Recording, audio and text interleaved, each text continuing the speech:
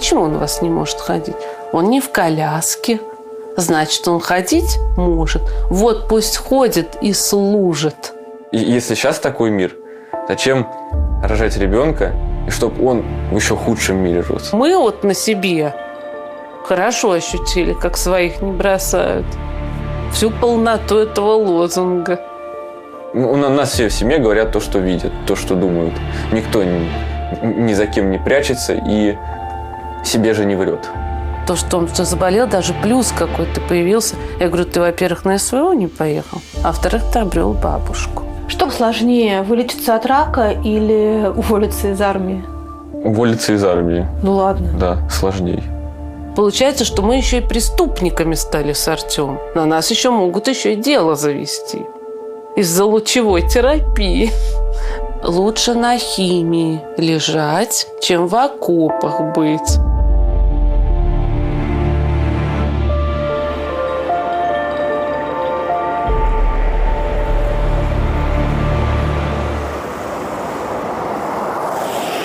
Это Луга, Ленинградская область. Люди, которые здесь живут, зовутся лужане. Про Лугу довольно обидно писал поэт Александр Сергеевич Пушкин, но это было довольно давно. Сегодня Луга – город военный, здесь находится сразу несколько воинских частей, потому понятно, что тяжелый военный год сильно изменил и город, и горожан. Одну из этих историй, историю Артема Васильева и его мамы Натальи, мы хотим вам рассказать. Это история семьи, в которой на фоне одной войны также внезапно и вероломно началась другая.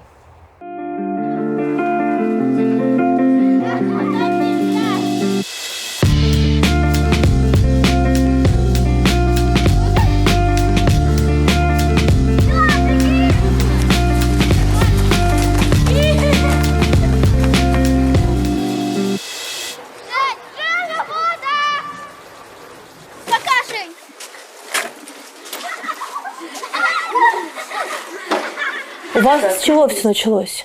Он проходил практику в полиции, там у них сложились хорошие отношения с начальником отдела. Она говорит, закончишь колледж, приходи, мы тебя без армии возьмем. Ты тут будешь, и у тебя это уже армией зачтется. И нужно, значит, военкомат. Там надо категорию годности поставить. Он приходит в военкомат, ах ты закосить собрался. Да не будет тебе никакой полиции. Ишь, ты нашел выход, чтобы в армию не идти, никакую полицию ты не пойдешь, я тебе тут ничего подписывать для полиции не собираюсь. Военком наш Лужский. И вообще я тебя, раз ты такой, я тебя отправлю. Он говорит, знаешь, Каменка. Это под Санкт-Петербургом. Очень известная часть, в плохом смысле известная. Там и суициды случаются частенько, какие-то убийства, пропадают солдаты. Он говорит, ты у меня туда поедешь, раз ты такой умный. И Артем говорит, мам, мне вариантов нет. Я должен идти на контракт, чтобы остаться здесь в Луге. Потому что я не хочу ехать в Каменку. И вообще потом неизвестно, что. А правила такие, что если ты на контракт идешь, то у тебя более выгодные условия? Потому что у нас здесь воинские части. То есть, если он здесь договорится с кем-то, он и договорился. Я шел на контракт с мыслями такими, что если я пойду на срочку, то военком Лужский, я забыл его фамилию, меня завалит и отправит в Каменку. Поэтому мне нужно было пробиться на контракт. Потому что я не хотел в Каменку. Благо, я получил категорию С, подвернулось как раз место на базе в АМТО, даже это не воинская часть, это просто учебная база, даже номера воинской части нету. Конечно, я туда пошел, потому что к 8 утра туда, в 6 вечера домой. Пятница, суббота, выходные. Я могу и учиться, и отдыхать. Просто ездил на работу. Поэтому мне это и приглянулось.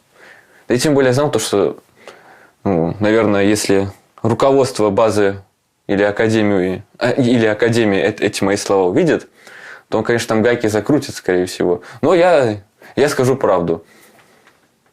Стрельбы 2 раза в год. 2 раза в год. И то, если патрон хватит и оружие. Я ни разу не стрелял. Ни разу. Мы охраняем КТП в парке. Выезд-въезд машин контролируем. Подчиняемся дежурному по парку. У меня, по идее, должен быть штык-нож ко мне приписан. Ко мне даже штык-нож не приписали с 2,5 года. Я не знаю, то ли про меня забыли. Просто, может, нету штык-ножей. Я даже автомат Калашникова ни разу не держал. Только в 9 классе на ОБЖ. Но при этом из вашей части ребята отправили на фронт. Одни трупы грузили, другие снаряды. Вот что-то делали, что-то делали. А какие у тебя вообще планы были? Вот если бы все шло ровно? Вообще я собирался идти в полицию. Но как бы не как сейчас полиция. Это более провластные структуры, нежели чем защита народа. И я как бы больше все-таки склонялся к защите народа. Поэтому я и получал среднее специальное юридическое образование, пошел на высшее. Я хотел пойти в полицию еще после окончания среднего специального. Но из-за того, что я поругался с военкомом, он мне эту полицию зарубил. То есть получается, что в 2020 году он идет служить по контракту? Да. И он с ними договорился, они ему дали отношения. Ну и дальше вот у него начался вот этот процесс. Пройти здесь комиссию, пройти в Санкт-Петербурге на Фонтанке комиссию. Военком ему сказал, вот если, говорит, ты запоришь, вот тебя Фонтанка не пропустит, говорит, знай, тебя Каменка ждет. То есть он все время этой Каменкой угрожал? Да, он его все время ты Каменка. Ты у меня поедешь в Каменку, раз ты такой самый умный. Тут думаешь, ты самый... Ну, у нас, как всегда, что ты самый умный. Ну, вот он прошел все комиссии, все, везде одобрение получил. И 30 августа его призвали, а 15 сентября он заключает контракт на 2 года. То есть взамен вот этого года срочной он заключает на 2 года контракт. Утром уехал, вечером приехал. Утром уехал, вечером приехал. То есть он живет здесь дома? Да, живет дома. Ну, там 2-3 раза в неделю в наряды ставит.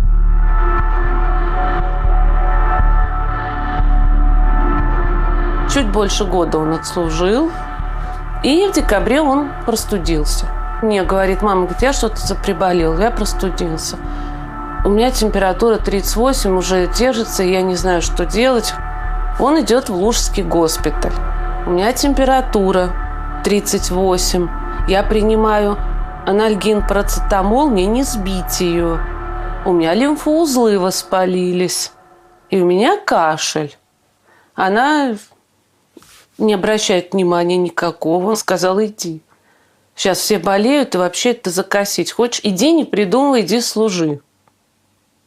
Пошел мой Артем служить. Мороз на улице, как раз градусов 30 был.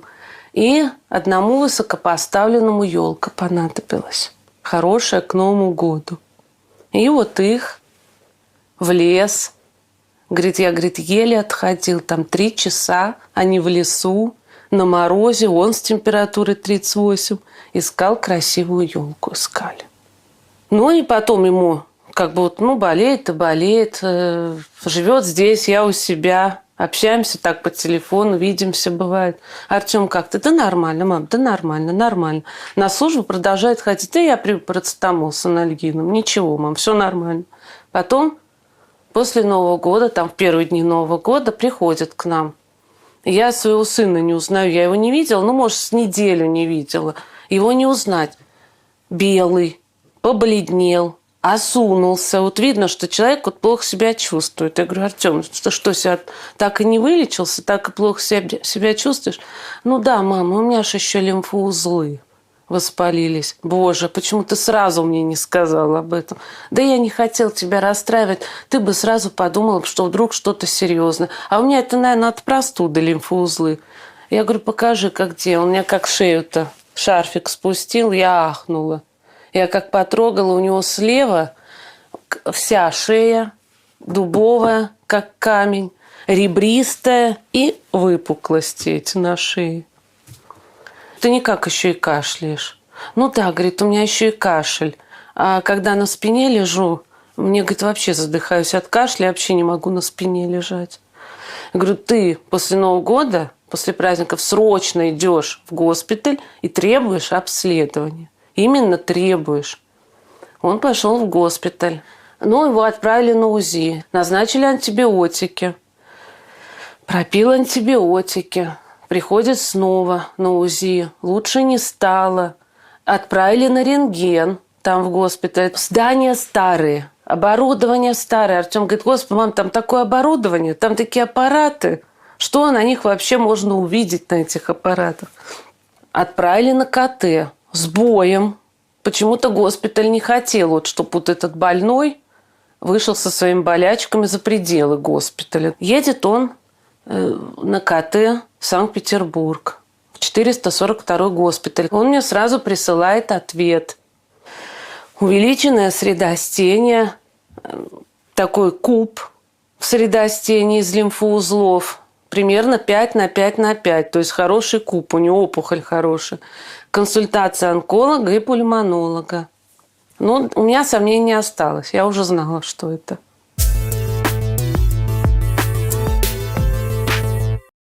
Некоторое время назад специалисты из благотворительной организации из Глазго Коуп Скотланд обратили внимание на то, что как будто бы их помощь доходит далеко не до всех адресатов. Организация занимается проблемами ментального здоровья и предлагает бесплатные услуги психолога тем, кто в них нуждается. Так вот, специалисты обратили внимание на то, что люди записываются на консультации онлайн или по телефону, а потом далеко не все из них приходят на эту консультацию. Тогда благотворители обратились к IT-профессионалам, работающим с данными. Те взяли телефоны и почтовые индексы всех, кто когда-либо обращался в фонд, составили большую карту и проанализировали ее по разным параметрам.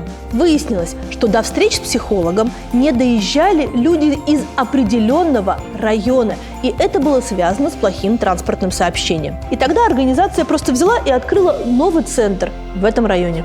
Короче говоря, анализ данных иногда буквально помогает спасти ментальное здоровье. Что уж говорить о бизнесе, которому аналитики ежедневно помогают принимать важные решения и двигаться вперед. Аналитик данных – одна из самых востребованных IT-профессий сегодня. А еще она хорошо оплачивается – от 70 тысяч рублей в месяц на старте до 150 тысяч рублей в месяц всего через год работы. Обучиться этой профессии с нуля можно на курсе Академии Эдисон «Аналитик данных». Чему учат на курсе? Да всему, что требуется от аналитика данных в 2023 году, начиная от профессионального использования Excel и Google таблиц и заканчивая основами языка Python, составлением АБ-тестов и визуализацией данных при помощи разных инструментов. Курс длится 6 месяцев. Учиться можно в любое время и в удобном темпе. Вы смотрите занятия по видео, а затем самостоятельно практикуетесь на тренажерах,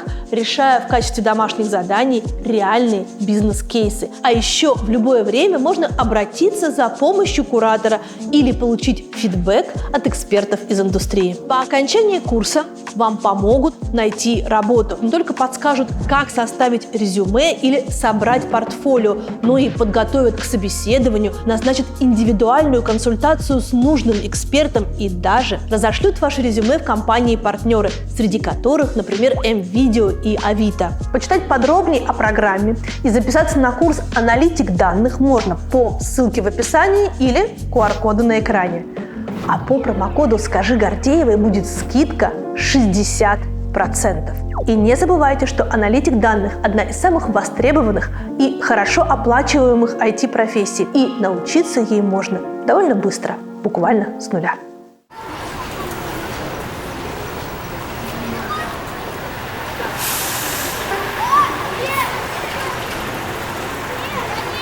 Он приезжает в Лугу, идет снова к терапевту.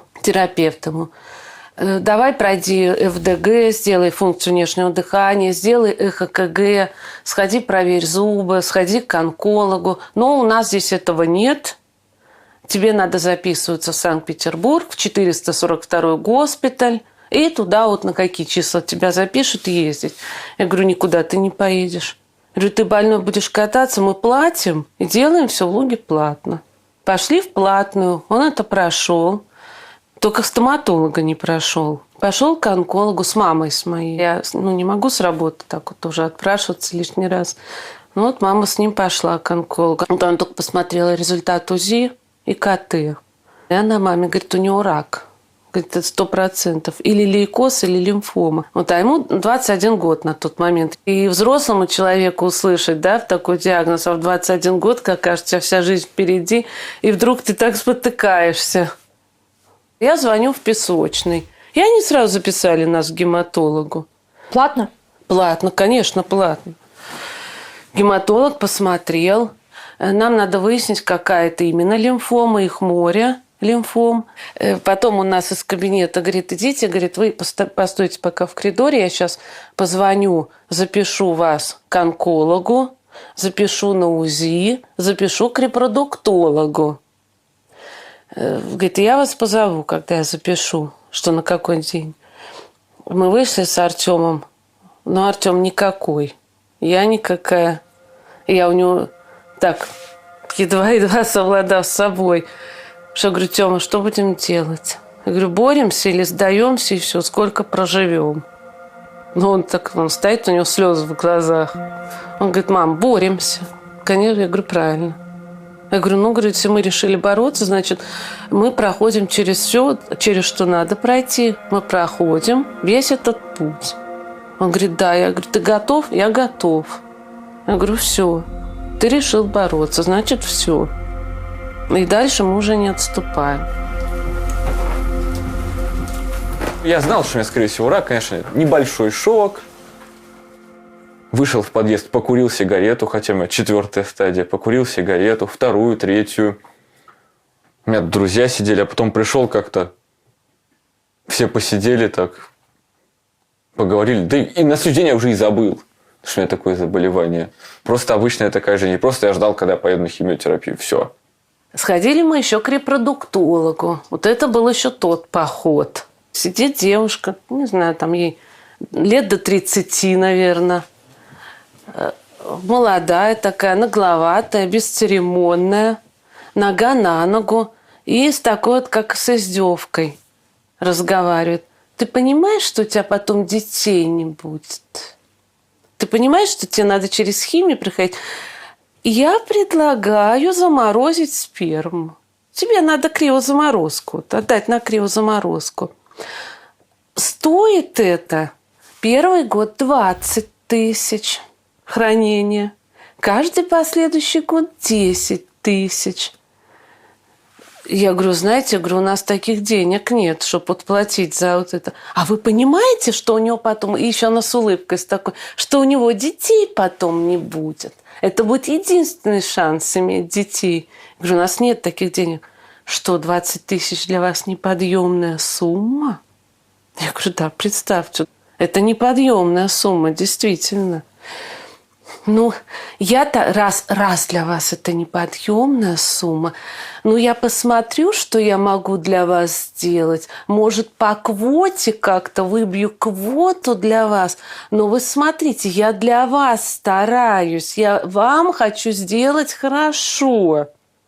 Чтобы, вы знаете, сколько у меня таких? И все соглашаются. И только вы вот так сказали.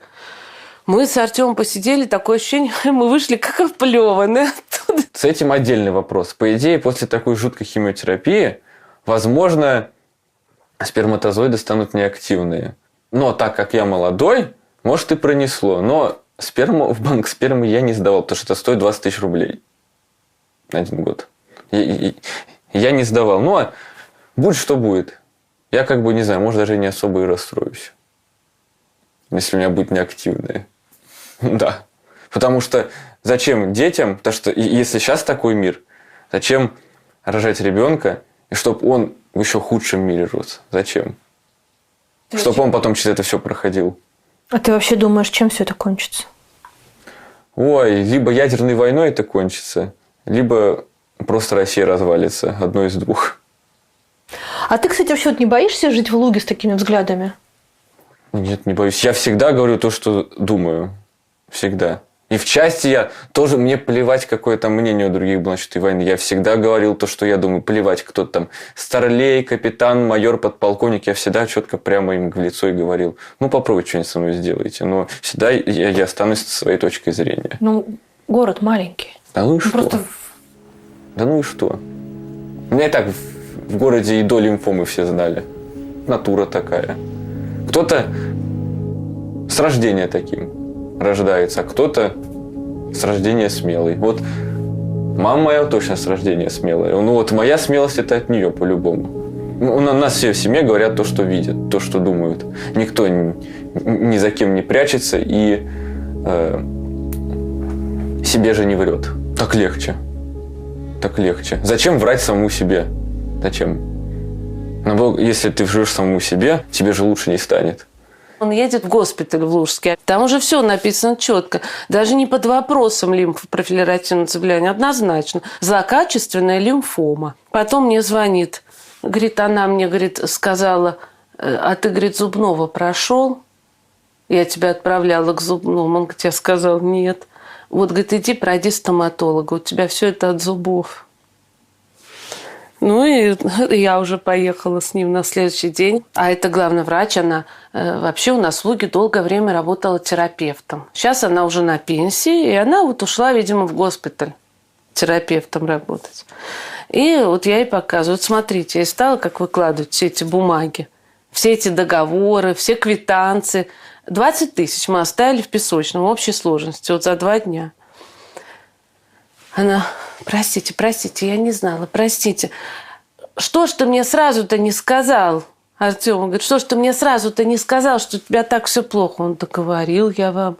Давай, раздевайся, я сейчас тебя всего осмотрю. Здесь больно. Ну да, говорит, вот здесь вот прощупываются увеличенные, здесь увеличенные, говорит, прощупываются. Да. А как ты себя в общем чувствуешь? Как у тебя температура? А что ж вы раньше-то? Я ей говорю, вы знаете, он к вам в декабре пришел. И у него симптомы были. Он вам сказал, температура, лимфоузлы и кашель. Почему вы отправляетесь дальше служить? И он и пошел служить. Все, мы, говорит, мы его оформим, мы его положим на лечение, мы его постараемся в военно-медицинскую академию положить.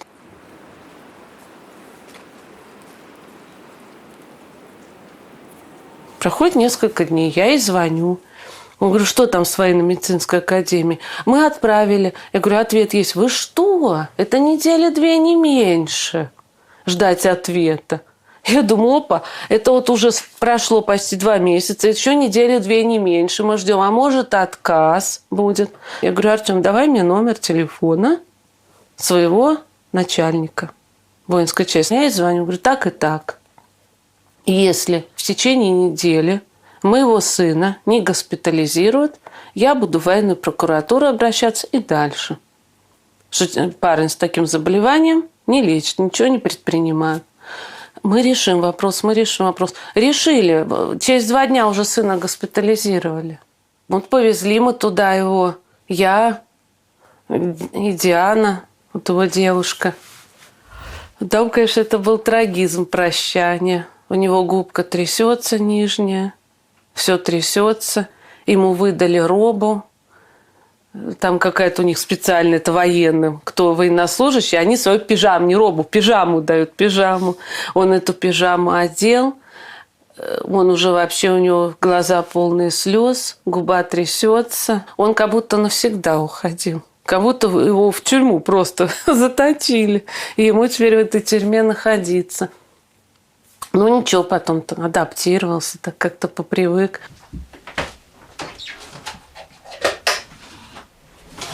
Хозяйничать на квартире невестки. А то когда еще такая возможность представится? Вот хозяин, нож тупой. Может, это возраст, что вчера к онкологу ходил, позавчера. Я ему говорю, тебе еще завтра к онкологу. Мама, зачем мне к онкологу-то, я забыл. Как ты забыл? Тебе надо направление на анализ, тебе на ПЭТ-КТ, надо готовиться к ПЭТ-КТ, и ты забыл.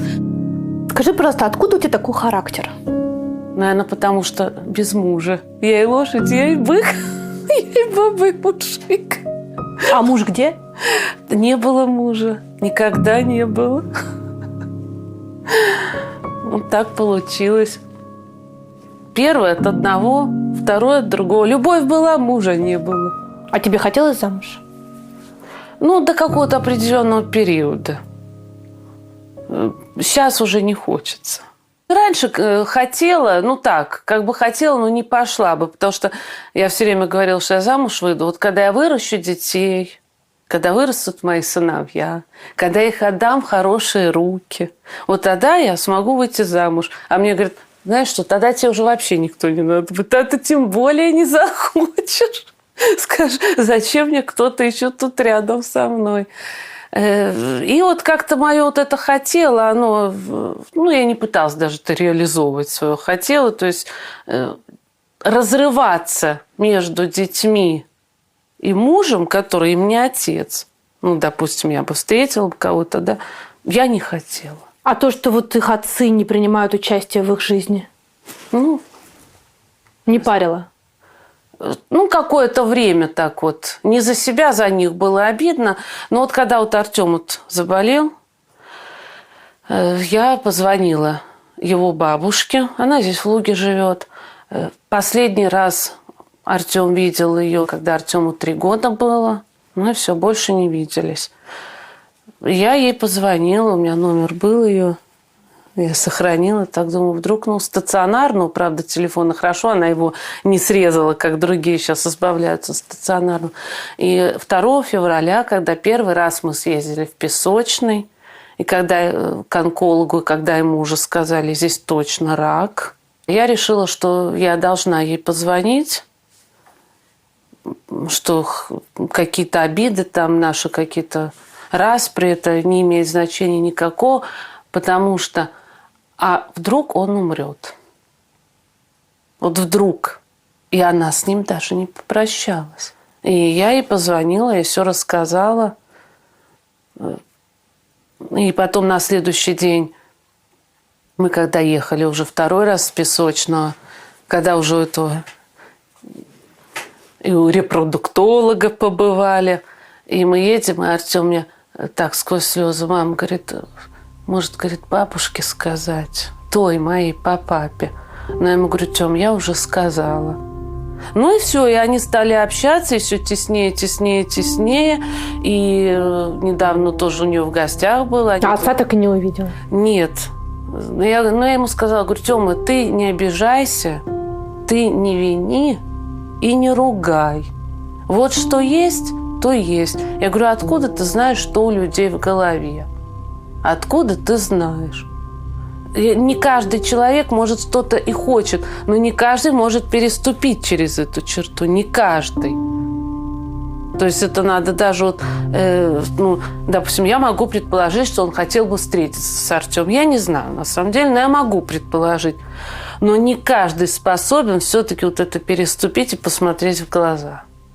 Не каждый. Мужчины, тем более, они вот как-то вот могут это вот оставлять у себя, а потом в старости вспоминать, начинать про это. А где твой папа? Ой, мой папа, по идее, где-то в Луге. Я как бы с ним не общаюсь, но с бабушкой по папиной линии я очень хорошо теперь общаюсь. У тебя теперь 2 бабушки. Я говорю, видишь, тебе болезнь. Если бы ты не заболел, ты бы так и не общался с бабушкой. Так что у болезни, я говорю, то, что он заболел, даже плюс какой-то появился. Я говорю, ты, во-первых, на СВО не поехал, а во-вторых, ты обрел бабушку. С такими антивоенными взглядами, как у тебя, тяжело ли жить в Луге вот среди всех людей? Вообще тяжело жить. Я смотрю, когда этот ролик 2 сына провожаю. Женщина на вокзале. Видела это, да? 2 сына провожают. Кого провожать? 2 сына провожаю. С Челнов. С каким настроением? Позитив. Жду. Гордость. Сразу сегодня вот 2 сына. Думаю, Господи, как ей легко жить. Она с такой улыбкой 2 сына провожаю, с такой радостью. Я думаю, Господи, вот все-таки, наверное, проще быть вот, глупым, недалеким, не думать. Так легче жить. Но отключить голову невозможно. Если ты думаешь, ты уже думаешь, ты ее не отключишь, уже все. Вообще тяжело жить, когда вот так вот видишь, что вокруг это какая-то вообще несправедливость и непонятно, что творится. Мама крутая? Мама очень крутая. Какая еще мама? Лучшая, любимая, самая красивая. Ну, это, наверное, у всех мамы самые красивые. Это, наверное, у всех детей и взрослых.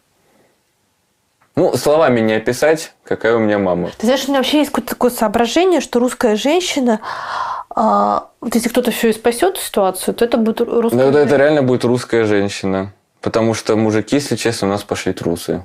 Я смотрю на офицеров, на контрактников, на других. Господи, вот, здоровые дядьки, а слово сказать боятся. Вот женщины бы сразу бы сказали бы, мужики что-то нет. все, не знаю, куда-то языки дели. Ну, когда мама моя все это начинала, мне же в части говорили, а ты не боишься, что ее иностранным агентом объявят? Да плевать, пусть объявляют, пусть только попробуют. Но тоже загвоздка вышла. При таком заболевании до назначения химии надо сделать ПЭТ-КТ всего тела, посмотреть, где еще, куда еще ушло это все. Там не смогли сделать ПЭТ-КТ. Вот наша военно-медицинская академия имени Кирова, Санкт-Петербург. Аппарат ПЭТ-КТ есть, аппарат в нерабочем состоянии. Мне лечащий врач говорит, тут, к сожалению, говорит, мы ПЭТ-КТ не сможем сделать. Я говорю, а мы записаны в Песочной, на платно, вот на такое-то число. А мы были записаны. Нет, говорит, отсюда он уже не выйдет. Все. Отсюда мы его уже не выпустим ни в какой Песочный ехать. Он уже к нам попал, он уже здесь и будет. Но мы, говорит, сделаем все, что можем. И вот они, значит, все, что вот это все проверили. Потом отправили его на операцию. Сделали ему операцию, достали лимфоузел. Мне потом доктор сказал, говорит, вот такой, говорит, мы достали. Вот у него, говорит, вот такой там сидел.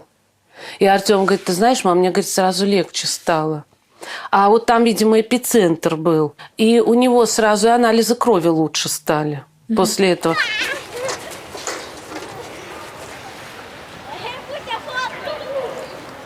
Я уже понял.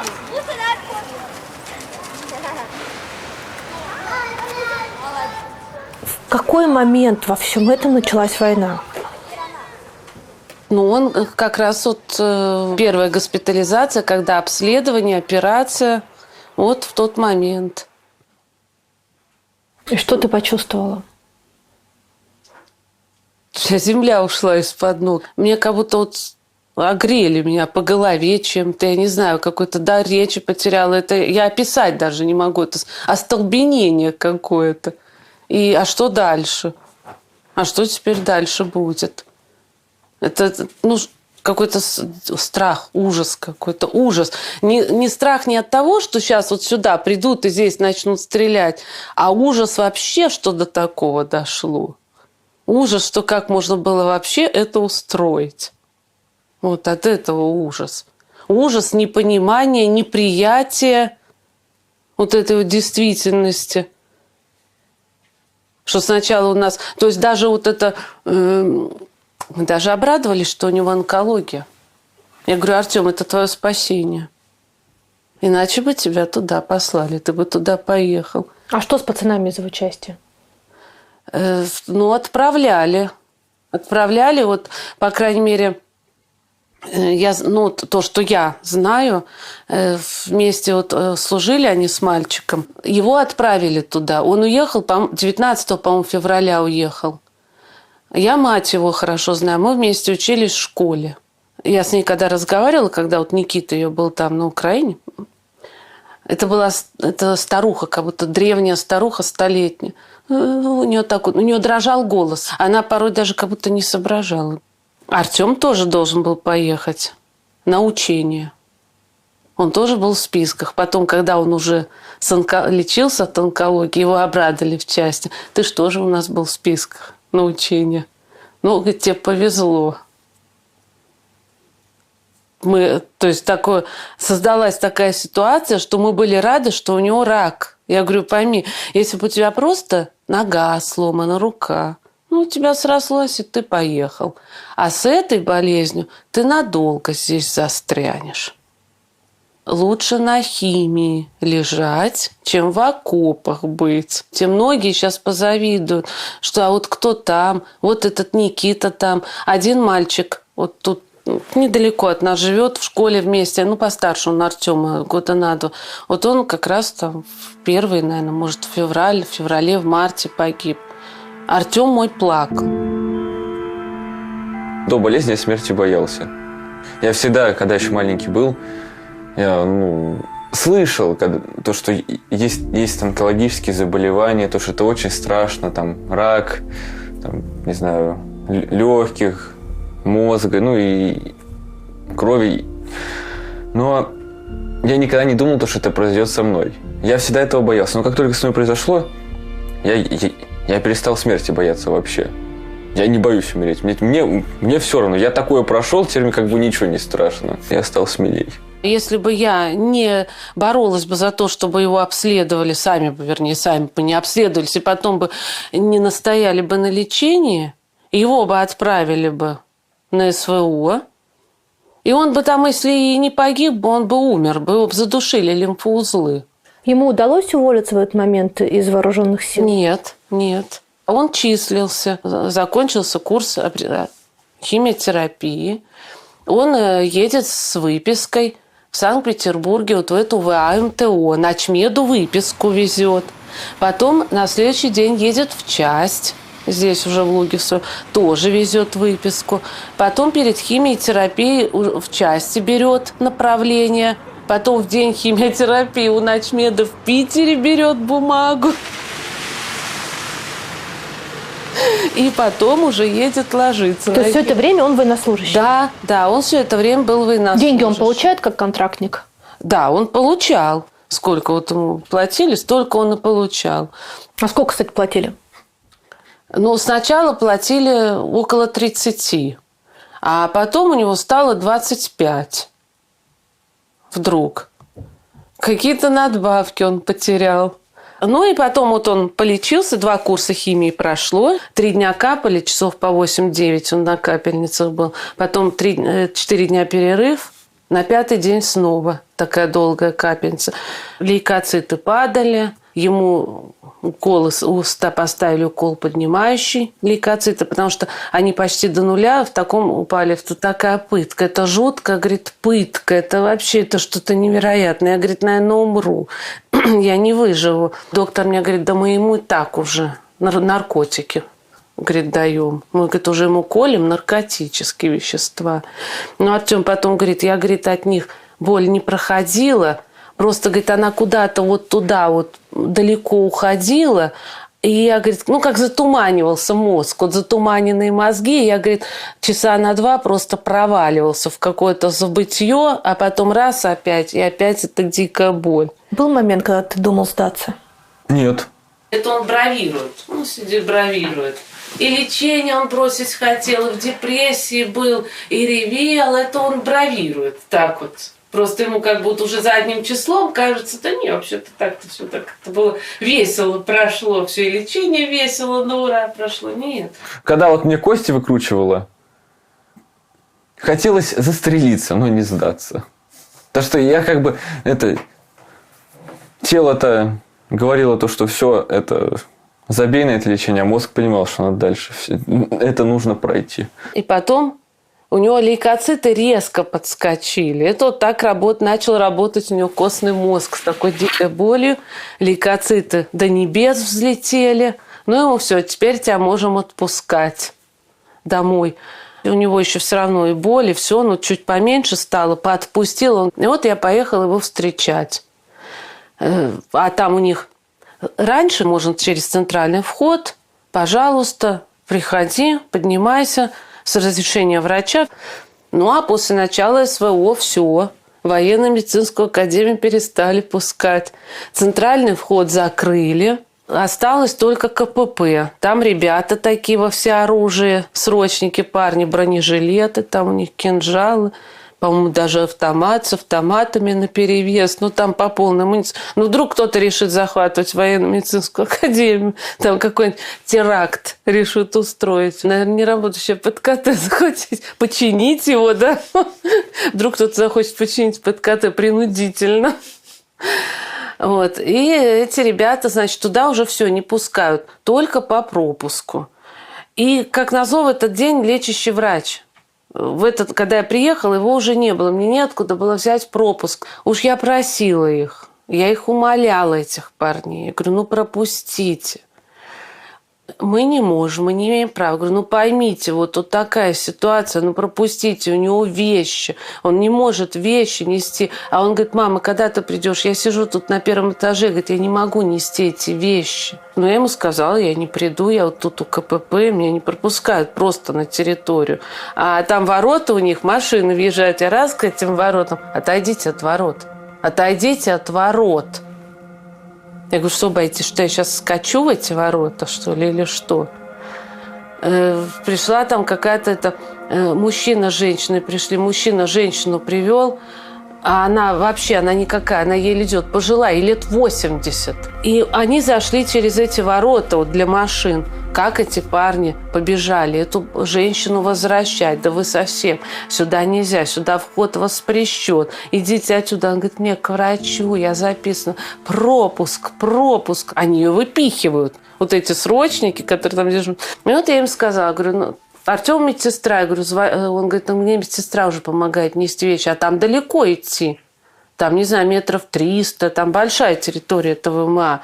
То есть достаточно далеко надо больному человеку в очень плохом состоянии пройти. Я им сказала, говорю, я сейчас вот, думаете, меня остановили? Вот я сейчас увижу, когда вот он там появится, и меня никто не остановит. Я эти говорю, мне ваши ворота, тут плевать я на ваши ворота хотела. И на ваши правила. Я все равно ему навстречу пойду. Они-то раз калиточку, раз на замок. Что у них какая-то там задвижка. Меня оттеснили и на задвижку. Ну, я смотрю, идет мой Артем. Не идет, а это вот как вот бабушка у меня, ей когда уже было там за 80, она от старости, от того, что она всю жизнь на огороде проработала, она уже вот так вот согнулась, и она разогнуться не могла. Вот и она ходила так напополам согнувшись. Вот мой Артем шел, как моя бабушка. Напополам согнувшись, вот так вот рука за спину, он весь скрюченный, лицо перекошено от боли. Он постарел. Ему было 21, да, ему 21 на тот момент. А я смотрю, господи, он какой-то... Вот как говорят вот эти вот ребята, которые сейчас на СВО, им по 20 лет, но они постарели. Они вот заметно сразу постарели от этого. Вот он каким-то старым стал. Ну, потому что осунувшийся, измученный боль. И в это время у них кто-то на территории пропуск показывает, заходит. Ну, и я побежала. Они за мной. Ловить меня. Какое-то расстояние они пробежали за мной. Потом, видимо, опомнились. И я говорю, ой, это была бы картина. Они бы меня догнали бы, повалили бы, скрутили бы. Я взяла вещи, и медсестру мы отпустили, поблагодарили ее, что тоже вот она же... Это не ее обязанность носить вещи. Ну, они потом, и зачем вы так? И вы не имели права. И что вы делаете? И вы нас подставляете. Артем говорит, парни, говорит, я тут вам желаю не столкнуться с таким, с чем я сейчас столкнулась, и не проходить через это. Сколько вы всего потратили, получается? Честно, я не считал, я не знаю. Я помню, что однажды анализ крови мне стоил 16 тысяч. Вот это я однажды помню, да. Ну и под КТ вот это вот 32 тысячи. А всего я не знаю. Это же деньги не только, которые именно на само лечение. На дорогу, на еду в дороге, там на бензин. Это ж... В общем, честно, я думаю, 1200 точно. А если бы меня бы не взяли бы по полису, если бы узнал, что вы на случай, наверное, 1 миллион бы точно потратили бы. Потом, значит, 2 химии когда прошли, отправляют ПЭТ-КТ делать снова. И доктор мне говорит, не можем мы здесь сделать. Найдите, говорит, вот где-то вот, сами ищите, где сделают. У нас не работает аппарат. Я говорю, а когда починят этот аппарат? Это, говорит, теперь, говорит, СВО, теперь вообще его никто чинить не будет. Не до аппарата теперь. И это военно-медицинская академия. И мы нашли, мы в Песочном за деньги сделали ПЭТ-КТ. Он когда еще заболел, Артем заболел, говорит, мам, представляешь, в части объявили сбор денег мне на лечение. Я говорю, а зачем? Говорит, не знаю, у нас всем, вот у кого-то, если что-то, сразу объявляют, вот объявили сбор денег мне на лечение.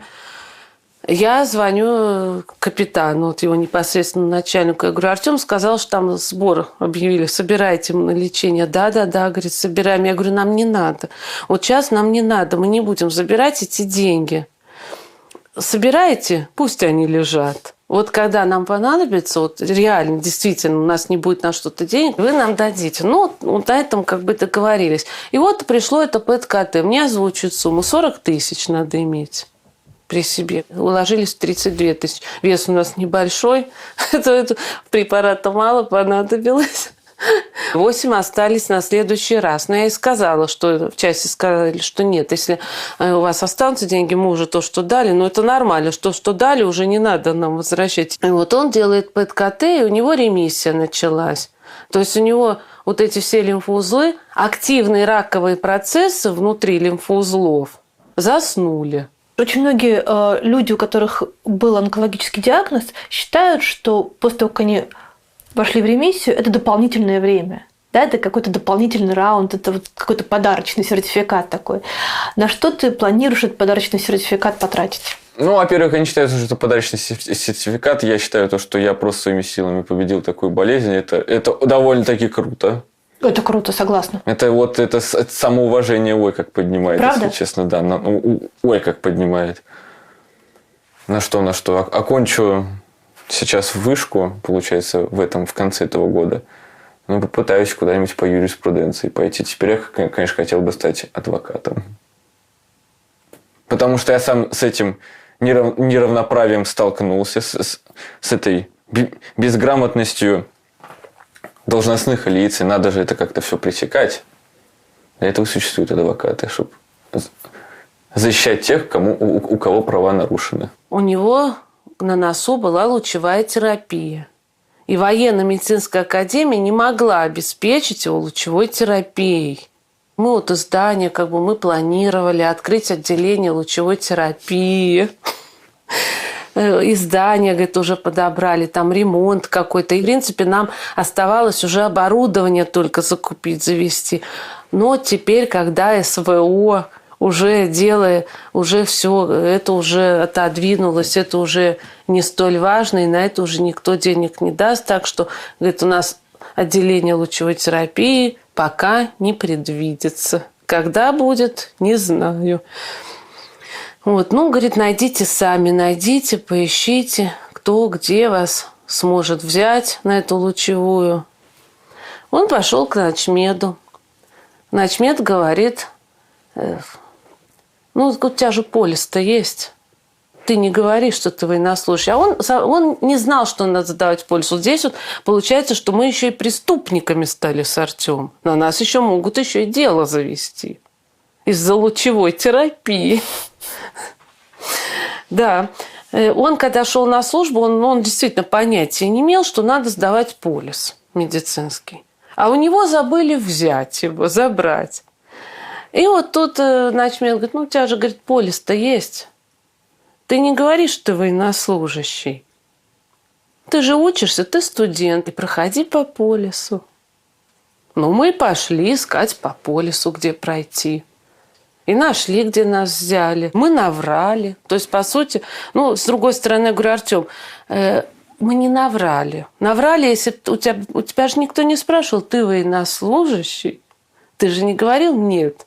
Атака лучевая от 400 тысяч. И Артем им потом в чате там говорит, когда они претензии предъявляли, что зачем шум твоя мама подняла из-за увольнения, что тебя не увольняют, твоя мама шум. Артем говорит: говорит, смотрите, если бы у меня полиса не было, вы бы мне тут по копеечке бы собирали на лучевую.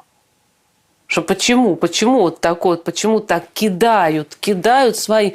И Артем говорит, своих не бросают? Вот где своих не бросают? Мы сами съездили в Песочное, обследовались. Где у нас своих не бросают? В Песочном сами обследовались. Сами добивались, чтобы его госпитализировали. Сами ПЭТ-КТ за деньги проходили. И лучевую проходи, как хочешь. Это своих не бросают. Мы на себе за этот год хорошо ощутили, как своих не бросают. Всю полноту этого лозунга. Значит, просто не попал в категорию своих, потому что в категорию своих, видимо, сложно попасть. Он не дотянул до этой категории, не доказал, что он свой. Такое ощущение было, что мы какие-то преступники. Что мы что-то делаем противозаконное. Но все равно пошли по полису. Продали У него была машина, мой дядя ему на окончание колледжа, и что он идет в армию. Купил машину, ладу гранту, подержанную. Давай продавай, потому что нужны деньги. Во-первых, на ПЭТ-КТ нужны деньги, а если мы зарплату будем отдавать, а на что мы жить будем, на что-то есть надо. На ПЭТ-КТ не хватало денег на второе. Я говорю, лучевую, потому что в стационаре ему места не дали. Сказали, у нас, говорит, места очень мало, и мы даем тем, кто, вообще не ходячий, совсем себя плохо чувствует, и возрастные. Я говорю, ты молодой, что есть у вас где жить? Потому что каждый день-то 200 километров туда, каждый день не наездишься на лучевую. Тем более переносится лучевая плохо, чувствует себя плохо после лучевой. Мы снимали квартиру в Песочном. То есть надо снять квартиру, надо заплатить. Продали машину. Потом он проходит, прошел лучевую. 23 сентября заканчивается у него лучевая.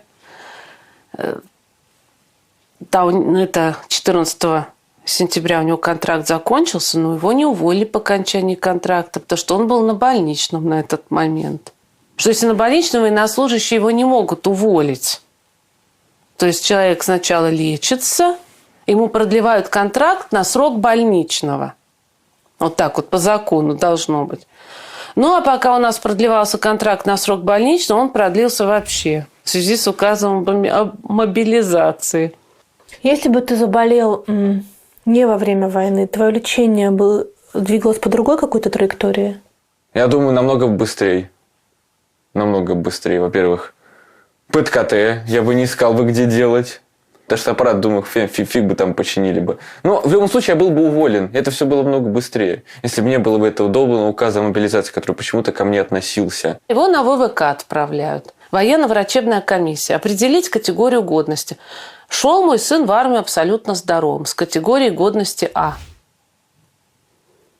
И за этот период он опустился уже до категории годности В.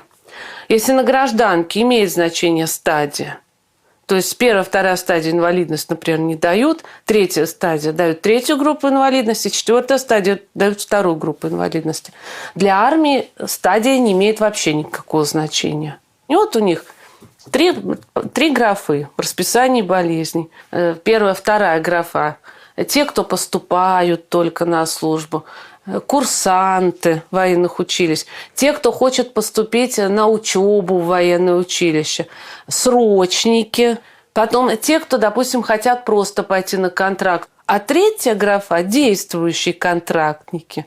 Так вот, всем этим дают категорию D при этой болезни. Контрактникам дают В, ограниченно годен. Чем контрактник отличается от неконтрактника? Он что, выносливее, болезнь у него протекает по-другому, последствия другие, не такие тяжелые, восстанавливается легче. Чем организм контрактника отличается от организма неконтрактника? Почему они контрактников всем категорию В? При любой практически болезни. А что АД получить категорию контрактнику только в случае рецидива. Мы будем ждать рецидива, значит, теперь. И мечтать о рецидиве, чтобы уволиться. Что иначе нельзя уволиться. И ему дают В, ограниченно годен. Но на тот момент это не имело какого-то там жизненно важного значения для нас. Это было 21 июня. 21 июня ВВК была. 22 года. То есть 21 июня уже все знали, что этот солдат пойдет на досрочное увольнение. А контракт у него 14 сентября 22 года заканчиваться должен был. Наша задача просто дождаться теперь, когда придут документы. Как только документы приходят, все, его сразу увольняют. В части тоже ждали, когда он уволится. Он как мертвая душа, по сути, был. Он занимает должность, они не могут никого взять на эту должность. И кто-то должен за него работать, кто-то должен обслуживать этот КАМАЗ, который к нему приписан. Артем едет 8 августа на последний курс химиотерапии. И заходит на ВВК забрать документы эти. Забирает, потом я ему всегда говорила, внимательно прочитай. Все, что тебе дают, внимательно читай. И вот он внимательно прочитал. Мама говорит, представляешь, дата рождения не моя стоит. У него 23 января 2001, а там 20 сентября 1972 года. Представляешь, не моя дата рождения. То есть, говорит, опять мне не уволиться. Он сфотографировал, отправил в воинскую часть своему начальнику. Потому что там-то тоже ждали, когда ты уволишься-то. Отправляешься, я, говорит, не могу уволиться, все, опять надо ждать. Звонит начмеду там, в военной академии МТУ. Посмотрите, что у вас? Тот посмотрел, да, говорит, тоже дата неправильная стоит. Все документы надо возвращать на исправление. Возвращают на ВВК на исправление. Артем к ним принес. Ну, они так посетовали. Ну, да, вот что ж бывает. Ну, я Артема успокоила. Говорю, Тем, да ты не переживай. Ну, все люди ошибаются. Но мы же не знали, что грянет 21 сентября вслед за этим. А документы исправленные только 27 сентября пришли. Из Москвы вернулись. Ну и все. И тут завернули увольнение. Артем писал рапорт. По состоянию здоровья прошу уволить. Ему отказывают, устно отказывают. Сначала устно сказали, твой рапорт, тебе отказано в увольнении. Тогда уже мы идем, нанимаем адвоката. У нас это знаменитое тут на всю Лугу пирожковое. Ну, там у них как мармиты, пожалуйста, первое, второе, уже все горячее, то есть сразу накладывают. И много-много выпечки там. Надо было хотя бы это воспользоваться тут для рекламы. О, бананза, чтобы тестом выложили. Не цветочки. И так все поймут. Не цветочки эти, а бананза. Город Луга, сразу адрес. Что самое красивое в Луге? Мне Зеленый Бор нравится летом особенно. Из Питера приезжаешь в Лугу и чувствуешь, что есть чем дышать, а из Луги в Зеленый Бор. И понимаешь, что вот где есть чем дышать. У нас здесь грибов, вот сюда вот только поднимаешься, вот горка. Горку поднимаемся, белых. Но никто сюда не ходит, потому что думают, что их здесь нет. А ты местная? Да, я здесь и выросла. Как Артем говорит, не променял бы Лугу ни на что. А я вот тут конкретно это место. Не то, что я душой прикипела к нему. Нет, не душой. Душа моя в Псковской области. Там моя душа. Деревня, в которой мама с папой выросли. И дед мой там вырос, мамин отец. Она уже все, канула в лету. Ну, как деревня. Умерла. Пока она не умерла, мы еще там ездили. В этот дом вот в родовой. Дни дома уже этого сочтены. Он в любой момент может рухнуть. Дороги нет в ту деревню. То есть туда даже проехать всегда очень тяжело. Ну и мы решили, раз деревня вымерла, дороги нет, ездить туда мы не будем. И мы решили купить рядом, в селе, дом. Что давайте вот купим здесь. В это село мама в школу ходила. И все равно это вот, в 3 километрах от той деревни. Вот отдушина такая, была своеобразная отдушина. То есть вот действительно съездить на родину. Продали осенью мы родину. Потому что надо было оплатить адвокату. Для всех было это очень тяжелое решение. То есть вот оно оттягивалось на самое уже на потом. Сначала там как бы избавляемся от Артема, от твоей машины избавляемся сначала, от гаража от твоего избавляемся, от того, что не цепляет. А это оставим на последний момент. За копейки. Продали вообще за копейки. Кому нужны эти дома? Во-первых, осенью. Во-вторых, денег нет у людей. А в-третьих, людям сейчас вообще не до домов. Вплоть до того, что кто купил дом, начинали ремонт, и потом забросили, уехали, все. Мой двоюродный брат тоже там купил дом, в этом же селе, недалеко от нас, не дом, землю. Начал строить дом. Началась СВО. Он уехал из России. Ну и теперь дом, кто этот будет дом достраивать? Любишь Лугу? Лугу, да, люблю. Какой бы она ни была, все равно я ее люблю. А что-то в ней не так? Помойки, грязь, дорог нет, ничего нет. Но все равно люблю. Маленький, милый город. Тут все друг друга и вправду знают. Правда, сейчас город поредел намного. Почему? До начала войны было 50 тысяч Война началась, сейчас еле-еле 35 набирается. Вот такая убыль населения. А куда они делись? Не знаю, кто там, кто помер. Тут очень много контрактников было. А это контрактники же тоже все приезжие из других городов, из других деревень. Поэтому как-то горя больше как бы и не стало. Потому что не родственники же погибали, а чужие люди. А ты уехать не собирался? Из Луги? В Питер я никогда не перееду. Мне Питер не нравится. Слишком это... Суета мне вообще не нравится. Вот я бы остался бы в Луге. Даже если тут очень сложно что-то сделать и выбиться в люди, чтобы я остался бы в Луге. Максимум Новгород. Максимум Великий. А от кого зависит, чтобы в Луге стало лучше? Ну вот я вот даже вот тут не знаю, от кого зависит. По идее, от мэра Луги. Но он подчиняется губернатору Ленинградской области. Губернатор подчиняется правительству. А правительство Владимиру Владимировичу. Поэтому вот как бы от кого и зависит, чтобы в Луге стало лучше. От Владимира Владимировича. А от людей, которые живут в Луге? А что люди? 75% людей, им что сказали, то они и делают. Они другое делать и не будут. Потому что зарплат нет, ничего нет. И как станет лучше, если денег нет? Так что это прямиком и полностью зависит от правительства.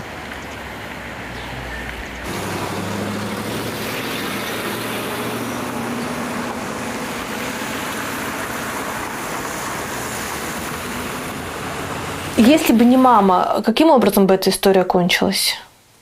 Ну, честно сказать, у меня бы не было бы сил после отказа в моем увольнении дальше что-то делать. Ну, во-первых, я бы не знал, как правильно что сделать. А во-вторых, ни желания ничего бы не было. Я просто, наверное, ходил бы дальше на службу бы, пока либо не заболел бы опять конкретно, либо не отправили бы туда. Ни сил, ни времени, ни желания не было вообще. Может быть, помер вообще, не знаю. Адвокат говорит, пиши снова рапорт. Снова пишешь рапорт.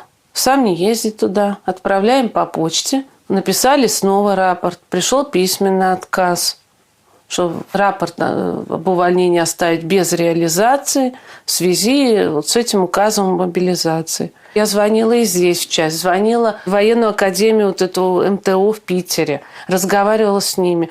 Я говорю, напишите вышестоящую, опишите ситуацию. Нет, он не имеет права. Все. Как это? Я говорю, значит, он потерял право из-за ошибки. Как такое вообще возможно? Мы ничего не можем сделать. Указ Путина мы против указа пойти не можем. Он подавал рапорт после указа о мобилизации. Значит, все. Никто уже его не уволит.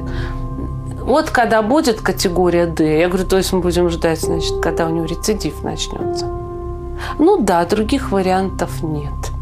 Я говорю, понимаете, что вот он сейчас только после лучевой. Вы понимаете, что он не может ходить на службу. А почему он не может? Мне женщина из отдела кадров военной академии говорит, а почему он у вас не может ходить? Он к нам приезжал. Я видела, он на своих ногах приезжал. Он не в коляске. Значит, он ходить может. Вот пусть ходит и служит. Я говорю, знаете что? Вот мы рано или поздно мы добьемся увольнения. Я не остановлюсь. Я руки не опущу. Часто вас попрекают в Луге тем, что мама такая активная, и что вот вы так боролись за свою... Все наоборот за. Да? Да. Все наоборот за. Все только хлопать готовы. А вот сейчас все же рвутся на фронт. А получается, что ты уволился? Из моих знакомых никто на фронт точно не рвется. Вам скажу так, из этих вот 2 домов уж точно никто на фронт не рвется. Многие думают как раз то, что вот надо ехать воевать из-за войну, но как только их это коснется, они сразу, ой, все. Мы такого не говорили, да не, мы были неправы. Если это их коснется. А если это их не касается, они будут... орать за войну. Потому что, Луга – военный городок. Многие просто не замечают этого специально. Так, Ну, так и вправду уже легче жить, если не замечать проблемы, которые пока как бы пока тебя не касается. А как ты себе объясняешь, что там вообще происходит? Геноцид. Обычный геноцид. Причем славян. Я не считаю украинцев украинцами, а россиян русскими. Я считаю их славянами. Потому что это, как бы одна раса, одна национальность. Все всегда жили на одной земле, и все было хорошо. А теперь это просто геноцид славянского народа. Я вот это так вижу. Причем не знаю кем. Потому что я больше чем уверен, что и Владимир Владимирович Путин, и Владимир Зеленский, они все танцуют под одну дудку. Я больше чем уверен. Под какую? А вот это неизвестно. Ну, по-любому, это один какой-то заказ. Большой заказ. Ну, война это что? Это всегда бизнес. Если бы ты его не отбила, был ли шанс, что его мобилизуют и отправят на фронт? Я боялась вот этого, когда было выступление, обращение Путина к Федеральному собранию. Я так боялась, думаю, вот вдруг вот Артем не успеет уволиться, и он что-нибудь объявит. Или объявит какое-нибудь казарменное положение, то есть из части не будут выпускать, что только бы успел уволиться, только бы успел. Я вот тут этого боялась. Потому что там тяжело было вообще вытаскивать. Что было сложнее, вылечиться от рака или уволиться из армии? Уволиться из армии. Ну ладно. Да, сложней.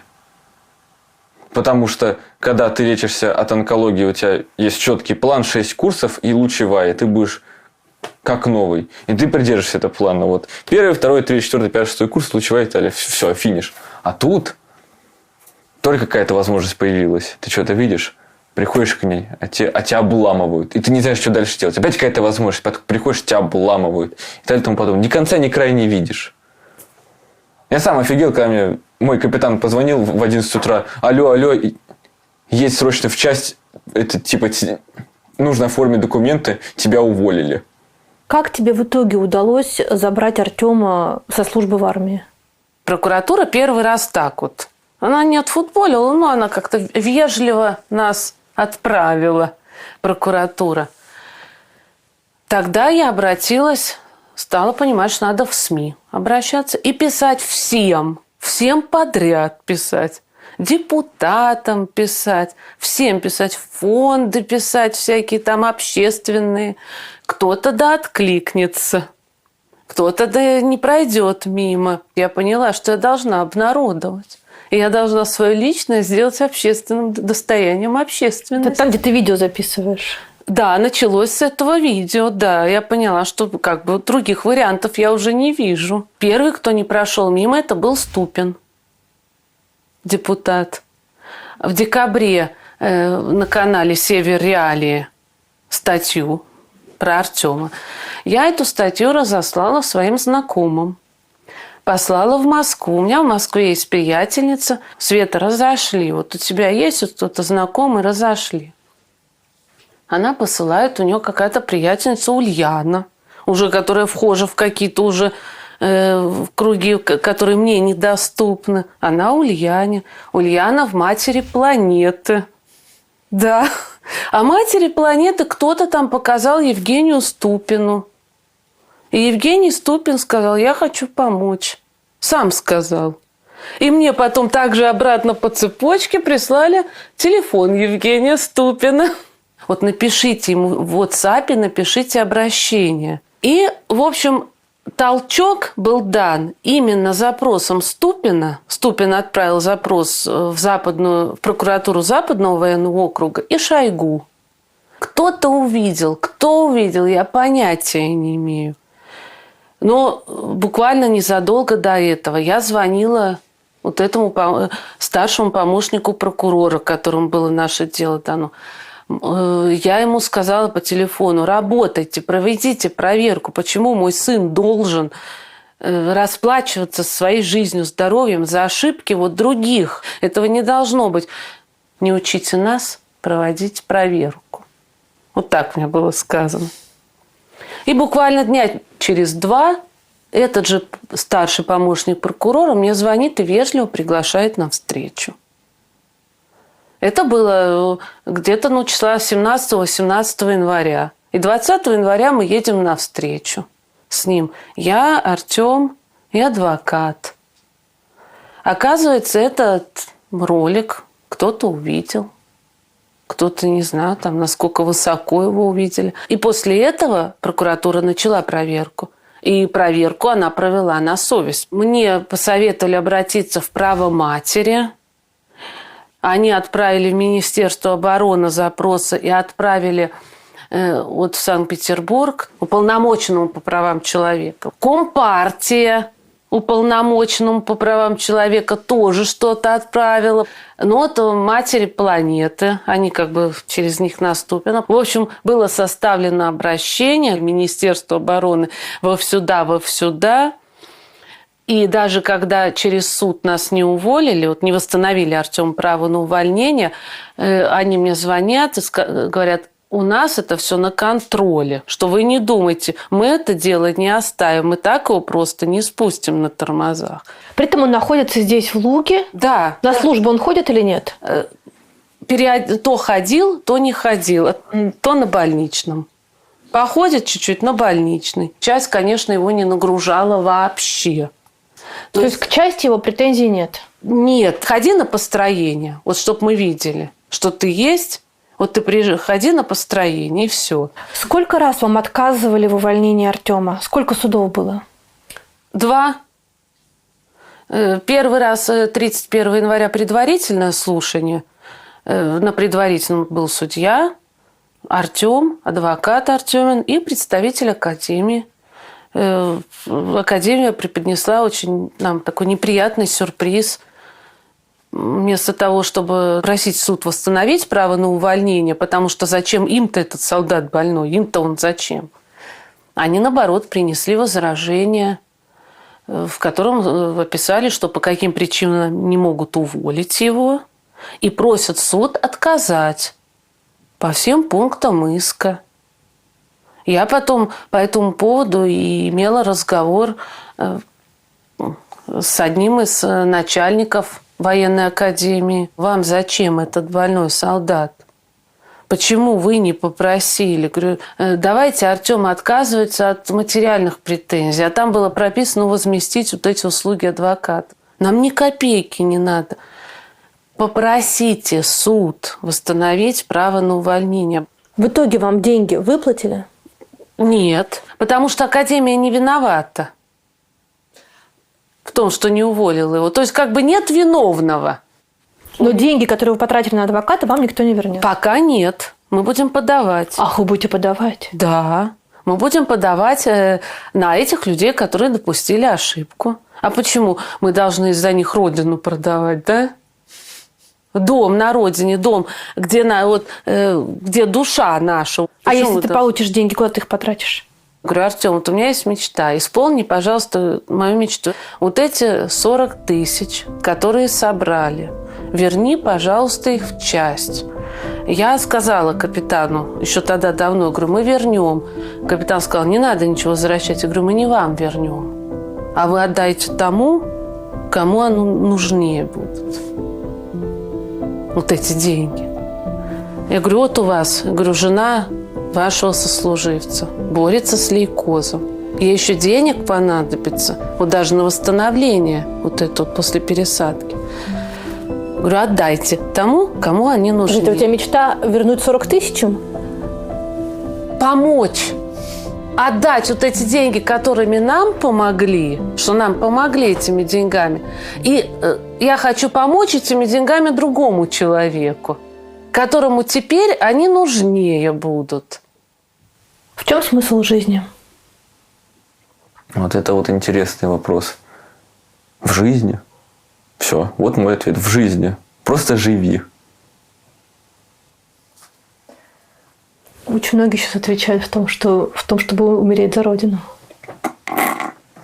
Умереть за какую родину? За государство или вот за твой дом? Во-первых, Родина – это не государство. Родина – это то место, где ты родился.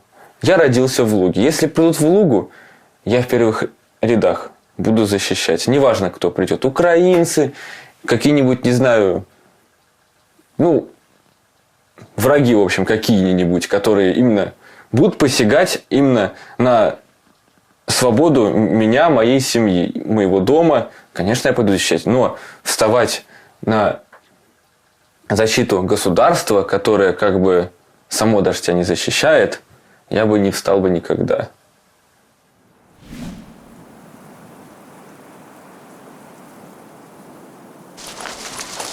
Вон бабушка наша. Да, Питер отвозил. Тёма, ты давай, тебя ждут все. Я до сих пор не верю. Я вот сейчас в час ездил, как будто вот опять я приехал на службу. А что ты ездил туда? А я ездил химзащиту сдавать. Да, которую ни разу не надевал. А что в химзащите там вот этот противогаз? Противогаз как раз, вот этот плащ резиновый эти, штаны вот эти резиновые, вот химзащита, она каждому бойцу выдается.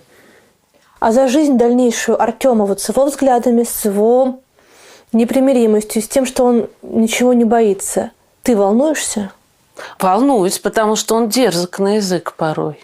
Я ему говорю, ты старайся говорить так, чтобы ты обозначил свою позицию, сказал, но к тебе не предъявить никаких претензий, не подкопаться. Ты говори то, что думаешь, просто слова подбирай.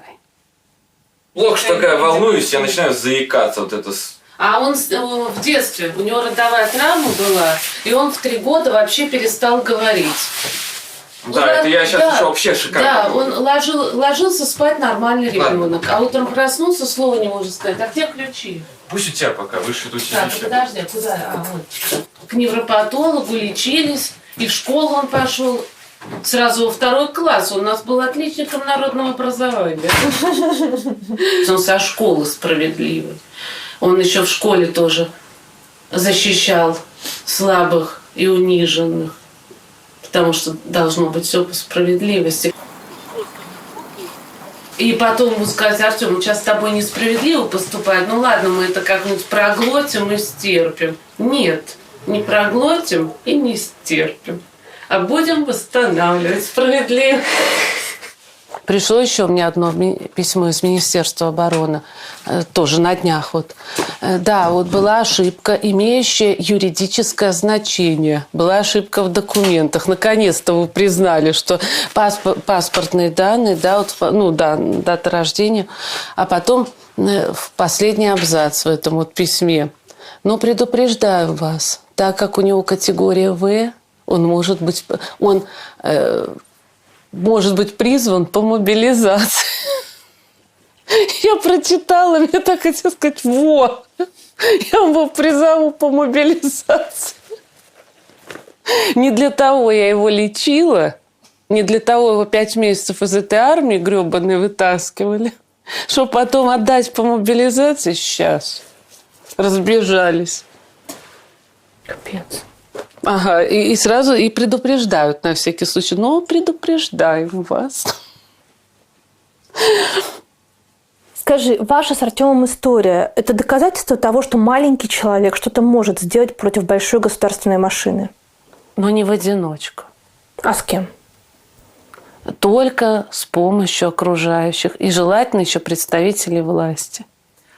Женщины, мамы и жены других военнослужащих, мобилизованных или контрактников, диабетиков, многодетных отцов, людей с кучей всяких разных заболеваний, которые записывают видео, но их мужья, сыновья все равно остаются на фронте. Что бы ты им могла посоветовать? Не знаю, мне кажется, здесь просто... Вот нам просто повезло. Вот именно эти люди попались, которые нам помогли. Просто повезло. Я считаю, что это чудо. Это чудо. Это большая радость, что мы добились этого увольнения. Я не помню, когда я так радовалась. Но это случилось настолько внезапно, что мы были к этому не готовы. То есть мы к этому шли, но мы не думали, что это случится внезапно вдруг. То есть мы думали, там апелляцию будем подавать как-то, вот так вот. А что вдруг, вот как это... Гром среди ясного неба, в хорошем смысле. Бах, и случилось. Не готовы были психологически. Вот Артем и говорит правильно, как-то вот вообще не осознать. Да, еще не осознать. Но Вот это большая, еще когда не был уволен, я говорила, у меня будет очень большая радость, это будет такой праздник, когда он будет уволен. Но еще больше радость будет, когда я услышу, все окончено, войны нет, мир. Я говорю, вот это будет у меня, эта радость, если наступит мир, она даже перекроет это. А ты думаешь, такое возможно? Ну, я хочу этого. А как теперь откатить-то? Я не знаю. Если только они договорятся, верхи. Верхи договорятся и остановят. И перестанут устраивать кровавое месиво. Если только. Или если братание начнется. Как вот в Первую мировую было братание? Как ты думаешь, в чем смысл жизни? Ну, сейчас у меня смысл жизни дети. Помогать детям. Выучить младшего. Поставить на ноги Артема. Доучить Артема. Мне еще год мне его учить. Мне надо, чтобы он встал на ноги. Мне надо, чтобы он окреп. Каждые 3 месяца у нас обследование. Если раньше мы жили от химии до химии, сейчас мы живем от ПЭТ-КТ до ПЭТ-КТ. То есть вот ПЭТ-КТ декабрьская показала, что ремиссия продолжается. Слава Богу, все, выдохнули.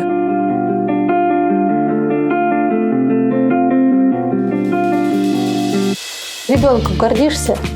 Да. Мне приятно не то, что он там учился хорошо, что там он отличником был 3 года в школе. Не за это я горжусь, совсем не за это. А за то, что он открытый и порядочный человек.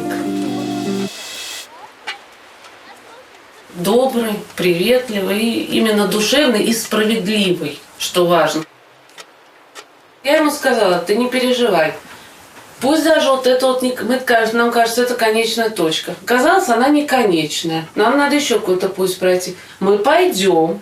Не получится с этой стороны, мы зайдем с другой стороны. Мы будем, пока не используем все ресурсы.